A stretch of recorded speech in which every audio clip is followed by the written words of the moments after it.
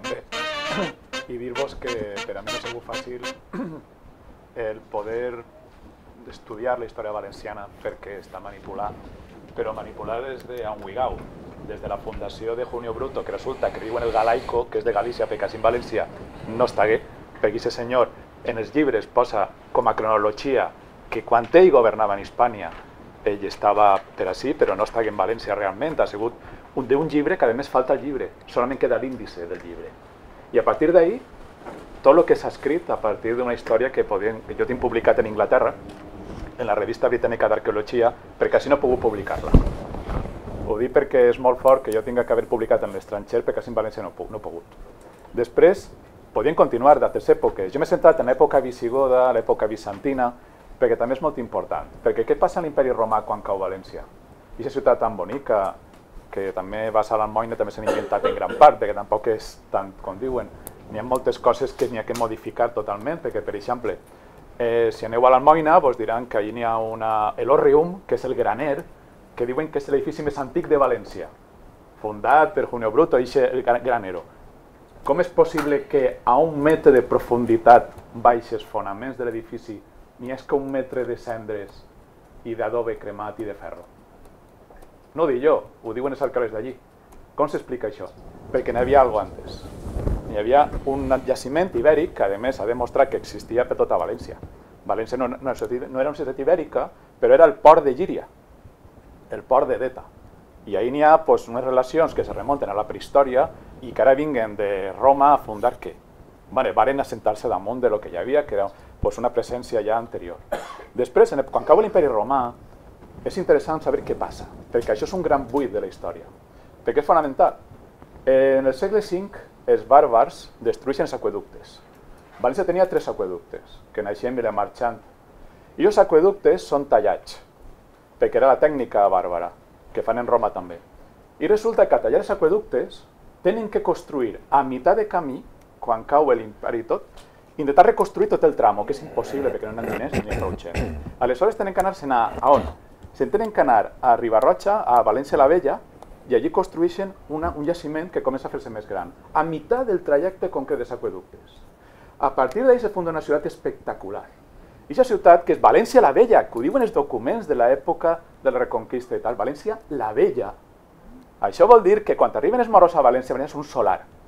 I no ho dic jo, ho diu l'arqueologia, el que passa és que, clar, com volen explicar-la, perquè a tota València hi ha una capa de quasi 2 metres de fang. València, quan arriben els musulmans, està pràcticament inundada de fang que està abandonada, les alcantarilles estan col·lapsades, és un desastre absolut. I quan és la València el Turab, la València de la Tara, la València de la Pols, la València de tal, quan arriben els musulmans, la gent cristiana està en València la Vella. I així no ho dic.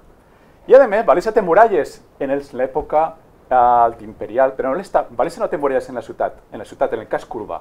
Les té en València la Vella, muralles de 2 metres, que els historiadors valencians se queden impactats quan les veuen en el segle XVII i en el segle XVI se queden al·lucinats. Diu, mare meva, quines muralles, quines torres, quines escales. I estan allí quan arriben els musulmans. I a més, al costat està el Pla de Nadal. El Pla de Nadal és un jaciment cristià espectacular, construït a partir del segle VII, quan la catedral de València està destruïda. Les escàncels de la catedral de València estan tapant els morts que estan dins de la catedral que està col·lapsada. N'hi ha hasta cérvols morts allí des de la catedral, perquè la gent està vivint allí. El Pla de Nadal té restes arquitectòniques des de l'època imperial, des del segle I fins al segle IX. Com és possible que un jaciment construït en el segle VII aparega de la nada i tinga tanta arquitectura de tots els nivells? Perquè ha sigut portat de la capital, perquè el poder està allí. Però para que València la Vella és del segle V aproximadament, i el Pla de Nadal és del segle VIII, IX. Perquè això passa també en Itàlia, passa en Venècia. Primer se'n va el poder civil, després se'n va el poder religiós. El mateix cas que Altinum en Venècia. És a dir, i així, quan quan venen els bizantins, l'imperi romà d'Orient, ve a casa i veu la ciutat tota feta a pols, i el que fa és reconstruir la ciutat, abans que se n'anava a València la Vella, perquè vull anar molt ràpid, a vegades me xafo jo mateixa, teniu que pensar que quan arriben els bizantins veuen una ciutat totalment feta a pols. I l'imperi bizantí el que vol és recuperar la nova Roma. I aleshores el que fa és reconstruir els aqüeductes i muralla València la Vella. Per això aquestes muralles tan espectaculars. I allí és on se posa el centre de poder. I tot el que n'hi ha entre València la Vella i Riba-roja fins a València, tots són camps de cereal. I així l'imperi bizantí pot traure tot el cereal que pot. I és quan apareix la catedral visigoda de València, que no és visigoda, és d'època visigoda. A més, com li diuen al primer bisbe de València? Justinià, com l'emperador que conquista tota la costa hispana i Itàlia i Nord d'Àfrica. I després arriben, que és el renaixement bizantí, que no se parla mai d'ell, valencià, perquè pareix que els visigots inventaren res. Ells no eren arquitectes, perdoneu. I després arriba un senyor que és visigot, que és Leovigild, conquista els bizantins, se fa l'amo de València la Vella, etc. I també de Mollet, que està en Castelló, i també del Punt del Sí d'Almenara, etc.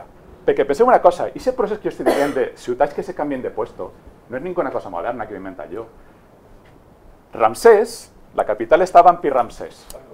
Se va traslladar perquè se'n va al riu, desapareix d'allí i se dedica a un altre puesto. I un faraó, que és de la 21a dinastia, que és Susenes, agarra les pedres de la ciutat de Ramsès i les porta 30 quilòmetres per construir la nova capital faraònica. És un procés que serveix al llarg de la història. València ho va fer, Sagunte ho va fer, i en els documents musulmans apareix com a Ma'akil Morbitter, és a dir, el refugi de Morvedre, on estan amagats allí en plan jihadista, i Hisn Sagunt, la ciutat de Sagunt. És a dir, diferencien. Per què? Perquè la gent de Sagunt, en el segle V, un segle abans que València, se n'anà a viure a Almenara i construir una ciutat en muralles noves, en aqüeductes reconstruïts, etc., que està a l'ull d'Almenara, i allí se fa la nova Sagunt. Per això Sagunt no té arqueologia entre els segles VI, VII, VIII. No té arqueologia. On està l'arqueologia que falta en Sagunt? En Almenara, en el punt del Cid. I també passa en Illiqui, en Elx. Se'n van també, que ho tinc així, a Castellar de la Morera, una altra ciutat, exactament igual. Les ciutats romanes s'abandonen, arriba un moment en què s'abandonen. Pot haver algun reducte molt xicotet de gent que viu allí. En resum, i la Morera de Leovigild. Jo vaig trobar la Morera en Leovigild, el primer rei de València, que estava en París. La que me muntaren. Jo, que era alumne fins a aquest moment de l'Universitat de València, tingui que, així en els diaris, enfrontar-me amb l'impacte de la Facultat de València. Que un alumne que tenia molt bones notes tingui que enfrontar-se a una màfia cultural, que a més és molt amiga del poder polític. I a més, dic una cosa molt clara, el valencianisme que esteu així reunits, que ha tingut que pagar, inclús jo mateixa, per estar així parlant, això demostra que els diners de la cultura valenciana se desfien per tres coses. Perquè si això fora a Catalunya, n'hi haurien diners per tot, per publicar, per parlar, per fer congressos, i estaríem així de guai. Però el problema és quan aquests diners se dediquen a fer pan lo que tu vulguis. Ell és el problema, que el valencianisme al final està de genolls. I així que passa que quan tens cultureta, així és que sus pares eren no sé com, i ara resulta que volen aspirar a algo, el que fan és directament passar-se a què? On estan els diners? En Catalunya. Però és normal, perquè sí que hi ha hagut una idea catalanista d'invertir diners en fer un projecte pan expansionista normal, han tingut els diners. Mira Pujol, en què se gastaven els diners? En què se gastaven els diners? Doncs en fer tot el que han fet. És a dir, a la gent, doncs com Joan Fuster se moria d'as con sueca, i si no hi havia diners per dins de Catalunya, no hauria pogut ser més que el tonto el poble. I jo respeto aquest home, perquè ha dit coses molt interessants. Bé, és a dir, jo el que vull dir és una cosa, ja acabo. És a dir, la història valenciana és extraordinària. El problema és que això és David contra Goliat. Les institucions valencianes s'avergonyeixen de la seva pròpia història i la volen unir en altres llocs. Que jo entenc que se pugui unir en moltes coses, però anem a veure, algú se'n recorda de tots els personatges que han vingut cristians de Jaume I? Algú se'n recorda de Gascó de Leagne, que va morir a les portes de València en el 1125, de part de l'Alfons el Batallador, que s'han portat els cristians de València a Pacamunt, que anem a cepillar-se-los. És a dir, així hi ha molta història que nos han tapat, que millor dic que no ha interessat. I ja és hora de ressorgir, de recuperar la nostra memòria. El problema és que torne a dir que n'hi ha un problema en els polítics valencians que no assumeixen la seva verdadera història. Sabeu que per excavar en València la Vella, que està en Riba-roja, n'hi ha que pagar 100 euros a l'Institut d'Estudis Catalans? Si jo, com a arqueòleg, vull excavar allí, tinc que donar permís a Catalunya per excavar allí. Jo, els catalans es respecte, perquè jo tinc família allí. Jo diferencio entre la societat catalana i els que posen llacets grocs, com passaven la família del mafiós de Nova York, Gotti, que anaven en llaços grocs en els anys 70, ho dic perquè us ho veu saber. O van en antorxes, que me recorda una època molt desagradable d'Europa. És a dir, jo diferencio entre la societat i els polítics que manipulen. Així en València el més tonto està en cultura, respectant a la gent que està en cultura, però que habitualment en els pobles, per exemple, pot ser el més tonto de cultura i el més listo en urbanisme. I això és el que ha passat en la ciutat valenciana. I s'han dedicat a què? A fer dinerets. I l'altre, què s'apanyaran uns altres? Anem a veure, per exemple, una cosa curiosa, heu citat unes coses que són simbòliques valencianes. Mireu, Marco Cornelius Nigrinus Curiatius Maternus, el senyor que anava a ser el substitut de Trajano, de l'emperador, que era de Llíria, i de Benaguasil i per allí. Haurà pogut ser emperador i estudiar tot el món. I mira, qui se'n recorda d'ell, el pobre d'ell. Si la seva inscripció honorífica està dins del pou de la plaça de Benaguasil, tirant cara, una inscripció d'un senyor que va dominar pràcticament l'imperi en les seues mans. I d'altres coses tan simbòliques. I ja acabe. Me vaig trobar 200 dones en el segle XIV treballant com a obreres en la muralla de València. Ara està el feminisme de moda. 200 currantes en escabassos de calç i de reble, de relleno, allí en les muralles, tios i ties. Vaig a la directora general de la dona. Hola, mira el que he trobat. Uau, les dones valencianes, L14, l'exemple del món. Vale, encara estic esperant... Bueno, me vaig reunir 2 vegades en ella. I després ja no me coneixia, 10 corrents després no me coneix. Jo tinc ara als Estats Units, la Universitat de San Antonio, Texas, la millor especialista del món, Shelley Roth, diguem-me, tio, ni en Londres ni en París. ¿A què se dediquen així? A medrar, i ja està, esto està en política, la cultura, això per què vols, home? Això fa pensar.